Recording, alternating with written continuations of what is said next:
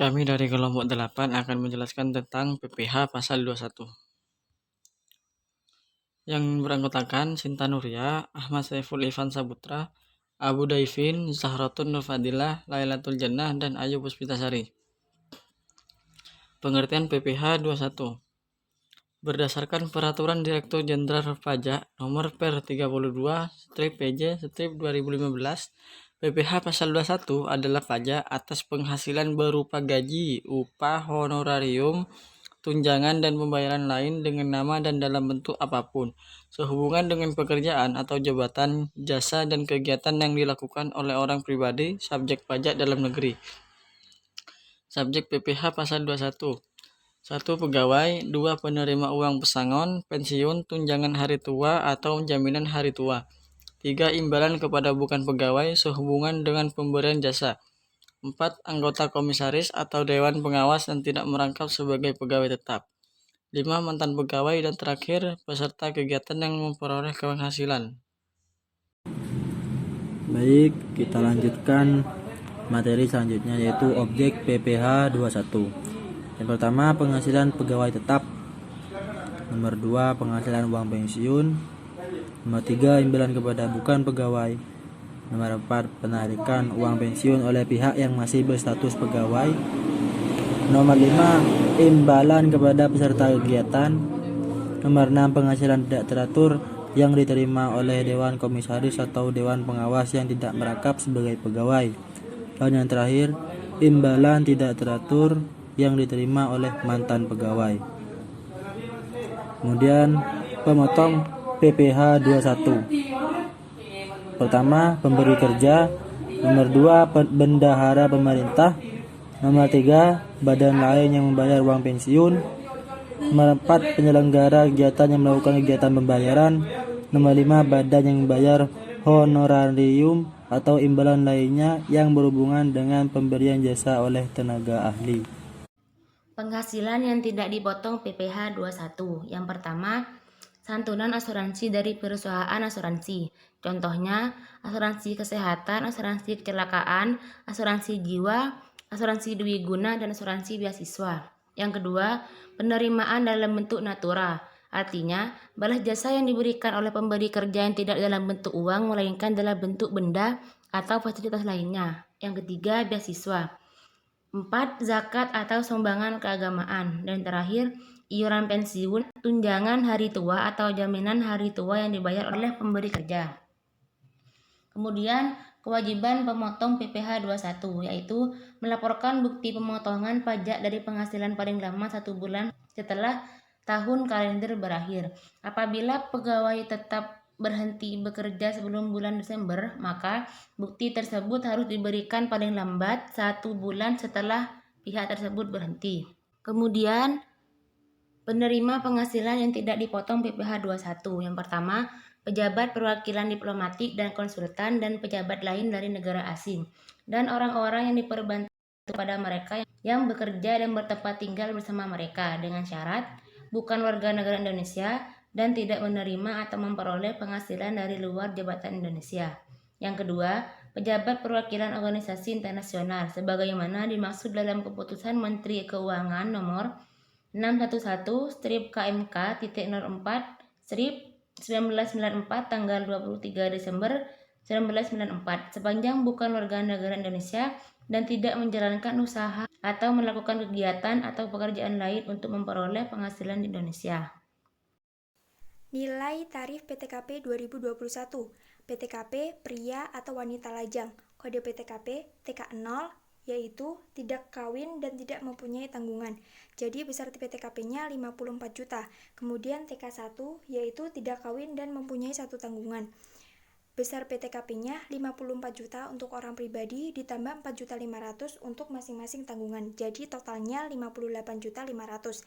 Kemudian PTKP pria kawin. Kode PTKP-nya K0 yaitu kawin dan tidak mempunyai tanggungan, maka besar PTKP-nya 54 juta orang pribadi ditambah 4.500.000 orang yang sudah menikah. Jadi totalnya 58.500.000. Kemudian PTKP suami istri penghasilan digabung. Kode PTKP-nya K0 yaitu kawin istri berpenghasilan dan tidak mempunyai tanggungan. Besar PTKP-nya 54 juta untuk orang pribadi, ditambah 4.500.000 untuk orang yang sudah menikah, ditambah 54 juta untuk istri yang sudah bekerja. Jadi totalnya 112.500.000. Kemudian penghasilan neto kena pajak sampai dengan 50 juta, tarif pajak 5%. 50 juta sampai dengan 250 juta, tarif pajaknya 15%. 250 juta sampai dengan 500 juta, tarif pajaknya 25%. Di atas 500 juta, tarif pajaknya 30%. Dan wajib pajak yang tidak memiliki NPWP dikenakan tarif 20% lebih besar daripada wajib pajak yang memiliki NPWP. PPh pasal 21 berdasarkan sifat pemotongannya, yaitu PPh pasal 21 final dan PPh pasal 21 tidak final. PPh pasal 21 final adalah pajak yang dikenakan secara langsung saat wajib pajak menerima penghasilan. Pajak final biasanya langsung disetorkan oleh wajib pajak. Pengenaan tarif dari PPh 21 final berdasarkan pengenaan tertentu atas penghasilan yang diterima selama 1 tahun berjalan.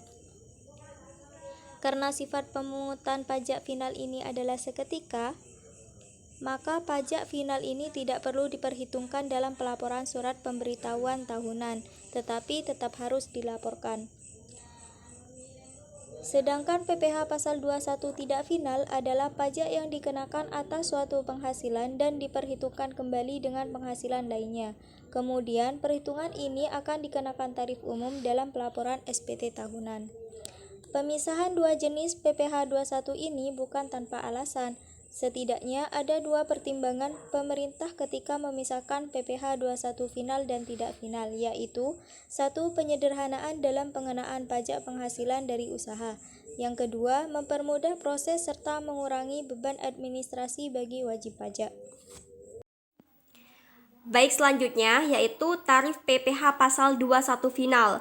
Nah, untuk pemotongan pajak PPh pasal 21 final ini tarifnya itu lebih sedikit daripada PPh pasal 21 tidak final. Seperti yang kita lihat di sini untuk penerima pesangon di mana penghasilan sampai 50 juta tarifnya itu masih 0% dan di PPh pasal 21 tidak final itu sudah dipotong 5%. Di atas 50 juta sampai dengan 100 juta tarifnya itu 5%. Kemudian di atas 100 juta sampai 500 juta tarifnya 15% dan di atas 500 juta tarifnya 25%. Dan di sini juga untuk PPh pasal 21 tidak final tarif terbesarnya yaitu 30%, sedangkan di PPh pasal 21 final ini hanya 25%. Kemudian selanjutnya yaitu penerimaan manfaat pensiun, jaminan hari tua atau tunjangan hari tua sampai dengan 50 juta tarifnya itu masih 0%, kemudian di atas 50 juta tarifnya 5%. Penghasilan yang menjadi beban APBN atau APBD ini dibedakan berdasarkan golongan dan pangkat, di mana PNS golongan 1 dan 2, TNI atau Polri, golongan pangkat Tamtama dan Bintara dan pensiunannya tarifnya itu masih 0%. Kemudian PNS golongan ketiga, TNI atau Polri, golongan pangkat perwira pertama dan pensiunannya tarifnya 5%. PNS golongan keempat, TNI atau Polri, golongan pangkat perwira menengah dan perwira tinggi dan pensiunannya tarifnya 15%. Dan kemudian untuk penerimaan pesangon, penerimaan manfaat pensiun, JHT atau THT yang pembayarannya itu dibayarkan sekaligus itu dengan syarat dibayarkan dalam jangka waktu paling lama 2 tahun kalender. Jadi apabila pembayarannya itu dilakukan secara nyicil tetapi masih dalam jangka waktu 2 tahun, maka itu masih bisa dikatakan sebagai pembayaran yang dibayarkan sekaligus. Contoh perhitungan PPh 21 final, di sini diketahui Arya itu seorang pegawai, kemudian terkena PHK dan mendapatkan uang pesangon 650 juta. Nah, 650 juta ini langsung dihitung PPh 21 terhutang. Tarifnya yang pertama adalah 0% dikalikan 50 juta, yaitu hasilnya masih 0. Kemudian penghasilan 50 juta sampai 100 juta, di mana 100 juta dikurangi 50 juta sehingga 5% dikalikan 50 juta. Penghasilan 100 juta sampai 500 juta, di mana 500 juta dikurangi 100 juta sehingga 15% dikalikan 400 juta. Kemudian sisanya yaitu 150 juta dikalikan 25% sehingga diketahui PPh 21 final atas uang pesangon adalah 100 juta. Contoh perhitungan PPh 21 tidak final, di sini diketahui Dr. Aulia menikah dan mempunyai 3 anak, di mana gaji tetapnya tiap bulan 20 juta dan juga mendapatkan jasa medis 25 juta dan membayar iuran pensiun 200.000 setiap bulannya. Yang ditanyakan adalah PPh pasal 21 atas penghasilan pada bulan Agustus. Penghasilan bruto tiap bulannya yaitu 20 juta, kemudian pengurangnya biaya jabatan 5% dikalikan penghasilan bruto yaitu 1 juta, tapi pengenaan maksimum biaya jabatan adalah 500.000. Kemudian iuran pensiunnya 200.000 sehingga totalnya 700.000. Penghasilan neto sebulan yaitu penghasilan bruto dikurangi pengurang hasilnya 19.300.000. Kemudian penghasilan neto sebulan ini disetahunkan sehingga hasilnya 231.600.000. Nah, untuk PTKP setahun untuk wajib pajak sendiri adalah 54 juta. Tambahan karena menikah dan suaminya tidak berpenghasilan maka ditambahkan 4.500.000 dan tambahan 3 orang tanggungan yaitu 13.500.000. Jadi untuk setiap satu penambah itu penambahnya itu adalah 4.500.000. Totalnya 72 juta.